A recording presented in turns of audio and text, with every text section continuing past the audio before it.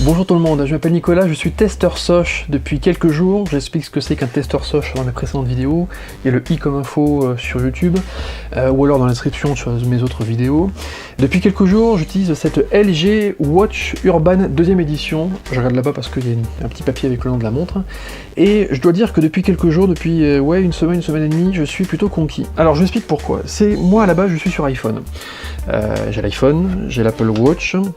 Et quand on m'a envoyé cette LG Watch qui est sous Android, j'ai commencé à sortir à hérisser le poil et à montrer les dents et à cracher.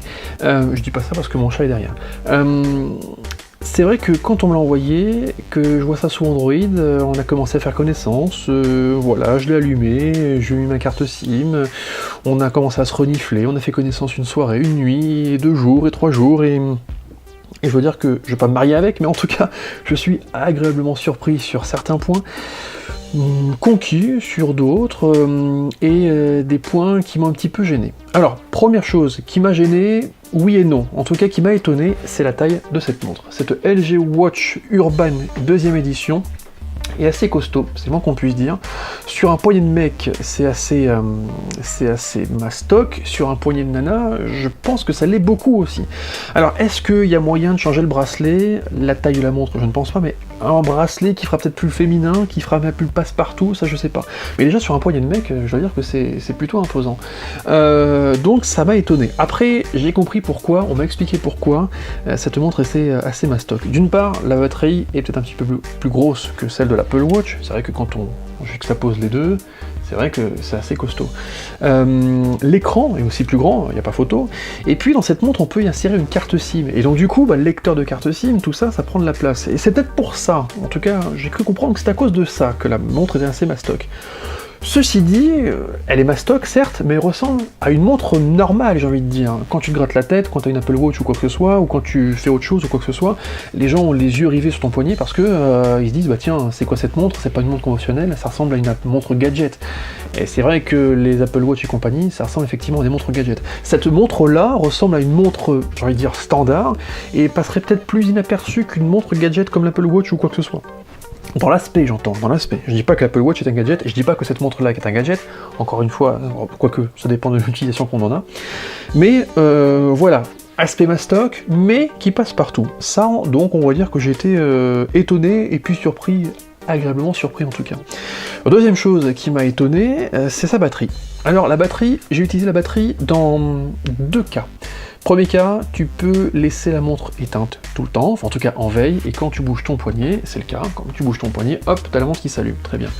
Deuxième cas, tu peux laisser la montre constamment allumée, sauf que quand tu regardes pas ta montre, voilà, elle est sur, là je sais pas si on voit, elle est sur un écran noir, et quand tu la regardes, elle est sur un écran blanc. C'est-à-dire que l'écran noir c'est l'écran de veille, l'écran blanc c'est l'écran normal. Premier cas, donc la batterie a été utilisée sur la montre normalement éteinte. La batterie a tenu 1 journée et demie, quelque chose comme ça. Elle a été vraiment cuite la batterie sur le coup des 16-17 heures, donc ce qui est plutôt pas mal, comme une Apple Watch finalement, c'est plutôt pas mal. Deuxième cas, quand j'ai utilisé la montre avec cette montre constamment allumée, l'écran constamment allumé, je sais pas si j'ai fait une fausse manip ou pas, mais quand j'ai pris ma montre le matin, j'ai enlevé le chargeur, je l'ai posé le soir sur ma table de nuit, et le lendemain matin, quand j'ai voulu reprendre ma montre, la batterie était vide. Alors pourquoi? Est-ce que c'est parce que la montre était mal posée sur la table de nuit, donc il a cru que l'écran était constamment allumé? Est-ce que c'est parce que la 3G captait je ne sais quoi, et du coup ça vidait la batterie? Est-ce que c'est... je sais pas, j'ai pas réussi à comprendre pourquoi. Bon, toujours est-il que moi, ce mode de laisser l'écran constamment allumé pour voir l'heure n'importe quand, pas spécialement fan et je comprends peut-être pas pourquoi. Après, peut-être qu'on peut y mettre des écrans de veille, j'ai pas poussé plus loin. Peut-être qu'on peut y mettre des animations pour égayer sa montre, je sais pas, je suis pas allé jusque là. Mais perso, moi, si la montre je regarde pas, autant que l'écran s'éteigne. Et puis quand je la regarde, avec le poignet, il y a un capteur de mouvement, autant qu'elle s'allume. En tout cas, c'est comme ça que je conçois le truc. Et bon, ça m'a étonné que la batterie chute aussi. Je vous ai parlé de 3G tout à l'heure. J'ai utilisé la montre, uniquement la montre, sans passer par mon téléphone pendant 1 journée. Mon téléphone, c'est bien clair, hein, je l'ai laissé à la maison, et ma montre, je me suis baladé dans la ville, en baladant mon chien, en faisant des courses, et j'ai pu passer et recevoir des coups de fil avec cette montre, sans mon téléphone. J'ai pu passer et envoyer des SMS ou les recevoir des SMS avec cette montre, sans utiliser mon téléphone. Et tout ça je l'ai dit dans d'autres vidéos, tout ça, en comprenant ce qu'on me disait dans la montre, en comprenant, et la personne comprenait ce que je lui disais, donc le son était plutôt clair, pas plus tard qu'hier par exemple, et une moto.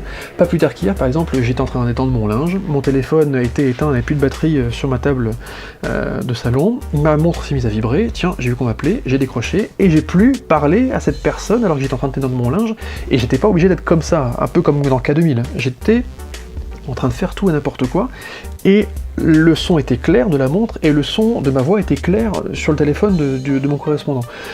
Et ça m'a surpris, Par contre, là où je suis déçu, c'est que sans le téléphone, on peut passer des coups de fil, on peut envoyer des SMS, et c'est tout. Par exemple, là, la montre est déconnectée, on va faire une simulation.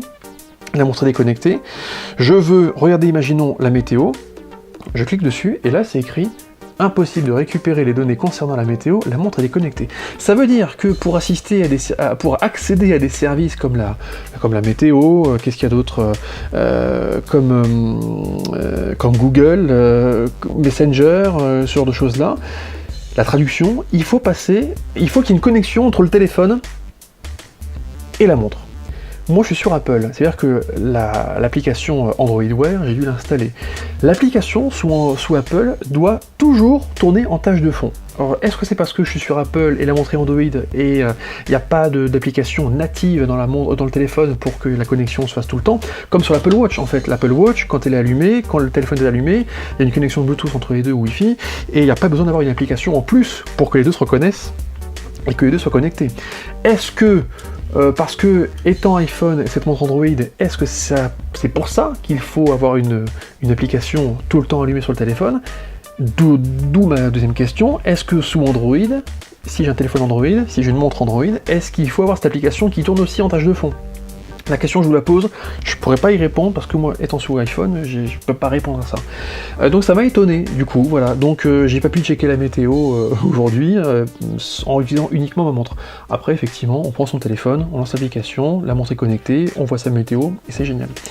Voilà, ça m'a un petit peu étonné, surpris de passer des coups de fil, étonné de ne pas pouvoir faire autre chose sans mon téléphone. Je vais y arriver. La batterie tient bien, franchement, comme une Apple Watch, franchement c'est cool. Après, voilà, il faut la recharger, comme une Apple Watch, recharger une montre tous les 2 jours, c'est vrai que c'est pas encore intuitif, mais je pense que niveau batterie, tout ce qui est objet connecté, ils ont pas mal d'efforts à faire, et c'est pas mal du tout. Les cadrans, on peut les personnaliser sous Android, sous LG Watch, qu'on ne peut pas faire sur Apple Watch. Et ça c'est pas mal, et ça je me suis rendu compte qu'il y avait une communauté assez incroyable de personnes qui faisaient des cadrans, qui modifiaient des cadrans, et on peut les personnaliser à souhait. Par exemple, sur l'Apple Watch, voilà, j'ai la montre Apple Watch qui est ici, ça c'est un cadran, on va dire, prédéfini, mais j'ai pas de photo à l'arrière. J'ai pas de photo en arrière-plan. Si je veux modifier, mettre une photo en arrière-plan, bah tiens, par exemple, on va prendre, voilà, la Terre, ok, très bien, on va prendre ça, j'ai la Terre en fond, mais si je veux prendre cet fond d'écran-là, en mettant les informations que j'ai voulu mettre ici, voilà, je ne peux pas. C'est soit l'un, soit l'autre. En fait, les cadrans sous Apple Watch sont personnalisables, mais très restreints.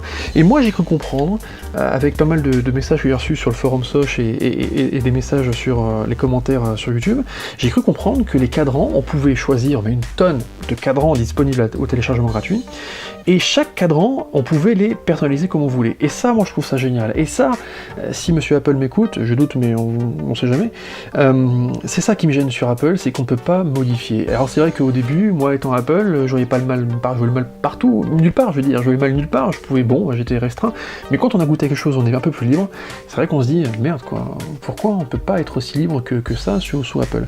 Alors pour le coup, LG Watch, les montres Android, coup de chapeau, parce qu'on peut faire vraiment ce qu'on veut, et ça c'est plutôt pas mal. Non vraiment, moi ça fait quelques jours que j'utilise cette montre-là, et je suis vraiment conquis. Je me demande si je vais pas la garder. Là, c'est un message personnel à Monsieur Soch, ou à Mireille de Soch. Est-ce que tu m'écoutes, Mireille? Est-ce que tu m'entends? Est-ce qu'il y a moyen de la garder? Non? Non? Bon, c'est pas grave. Non, c'est pas grave. Mais en tout cas, je suis assez étonné. Ça, c'est mon avis, vraiment. C'est mon avis. Je te laisse libre cours à ton imagination de voir ce que tu peux faire avec cette montre. Je te laisse aussi libre d'aller sur YouTube ou d'autres sites qui parleront sûrement de cette montre mieux que moi. Toujours est-il que moi, c'est mon avis, je t'invite à me poser des questions dans les commentaires YouTube si tu as envie, dans le forum Soch si tu as envie pour me demander plus de précision par rapport à cette montre. Il y a moyen de traquer ce que tu perds comme calories, ce que tu consommes, enfin en tout cas ce que tu marches combien de kilomètres tu marches dans ta journée, le nombre de pas que tu fais, c'est assez incroyable et vraiment il y a une application, autant sur l'Apple Watch il y a des applications on va dire normales pour calculer le nombre de pas et 2-3 applications pour comment dire, pour t'entraîner, pour marcher, pour courir, autant là j'ai l'impression que c'est quelque chose de plus fouillé, en tout cas de plus intuitif, de plus sportif. Je suis pas sportif et pourtant ça m'a donné envie de me mettre au sport, de marcher, de courir, de faire de la raquette, parce que tu peux paramétrer ta montre en fonction du sport que tu fais. Vraiment...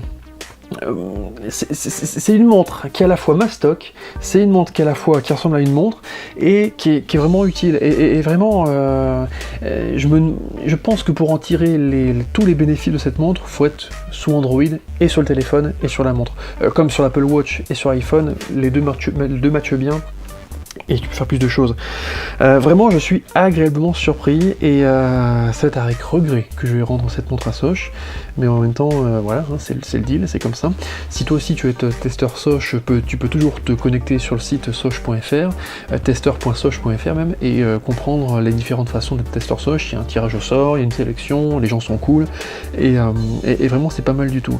Vraiment, là, j'ai parlé que du 10e de cette montre. J'ai même pas regardé si on pouvait installer les applications. Toujours est-il que moi elle me botte cette montre. Je vais la rendre à regret parce que j'aurais bien aimé l'utiliser un petit peu plus.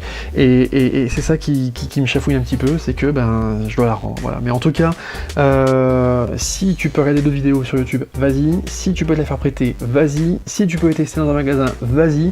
Vraiment, c'est de la bonne cam, quoi. Et puis passer des coups de fil comme ça, sans être comme dans K2000, franchement, c'est plutôt cool, quoi. Et même au volant, quand tu conduis, quand tu promènes ton chien, quand tu fais quoi que ce soit, c'est génial, quoi. Non, franchement, c'est génial. Moi, je suis content. Franchement, je suis content. Moi qui suis Apple, je suis content de cette LG Watch sous Android. Voilà, je dirais qu'une seule fois. Bon, si t'as des questions, commentaires, forum Soch, message privé, comme tu veux. J'espère avoir répondu à toutes tes questions. Vraiment, c'est pas mal du tout. Voilà, n'hésite pas. Si j'ai oublié des choses, n'hésite pas. Bonne journée, bonne soirée, et puis on se dit à un de ces quatre pour un autre test Soch. À plus tard.